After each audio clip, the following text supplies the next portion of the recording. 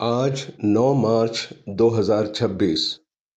जब डर चारों ओर हो तब भी मत डर।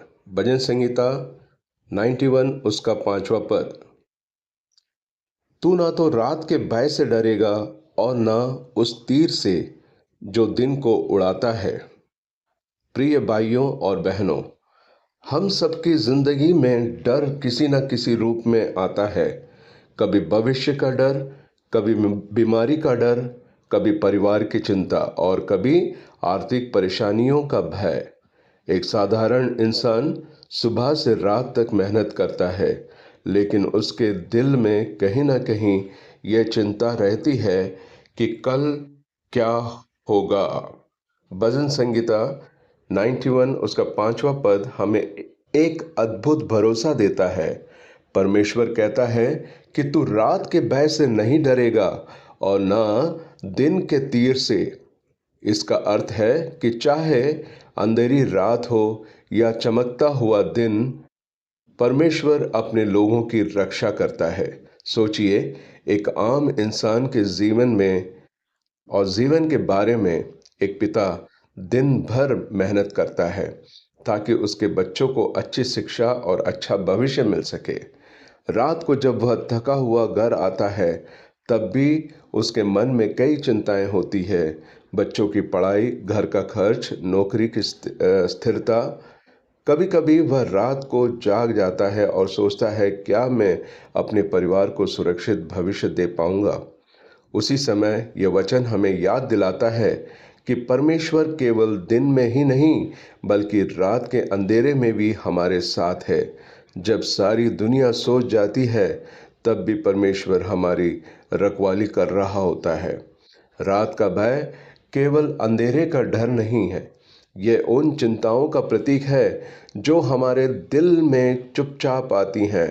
कभी कभी हमें लगता है कि हम अकेले हैं, कोई हमारी परेशानी नहीं समझता, लेकिन परमेश्वर कहता है, डरो मत, मैं तुम्हारे साथ हूँ। और फिर वचन कहता है, दिन के तीर से भी मत डर। दिन का तीर क्या है? यह वे अचानक आने वाली परेशानियां हैं। अचानक बीमारी, अचानक नौकरी का संकट, अचानक रिश्तों में समस्या।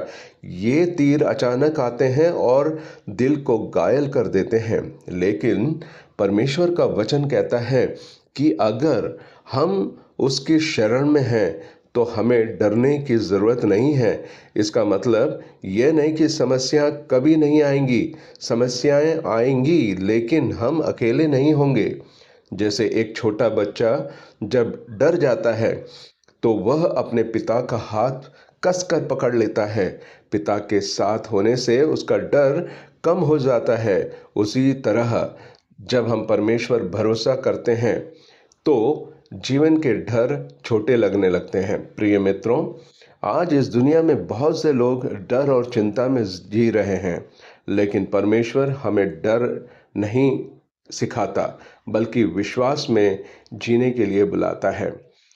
जब रात को चिंता आपको घेर ले तब याद रखें, परमेश्वर आपकी रखवाली कर रहा है। जब दिन में मुश्किलें तीर की तरह आए तब याद रखें, परमेश्वर आपकी ढाल है। इसलिए आज अपने दिल में यह निश्चय कर लें कि चाहे परिस्थिति कैसी भी हो, हम डर को नहीं बल्कि परमेश्वर पर विश्वास को चुनेंगे।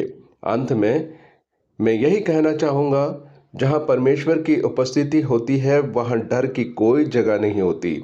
इसलिए विश्वास के साथ कहें, हे प्रभु, चाहे रात का अंधेरा हो या दिन की कठिनाइयाँ, मैं नहीं डरूंगा क्योंकि तू मेरे साथ है।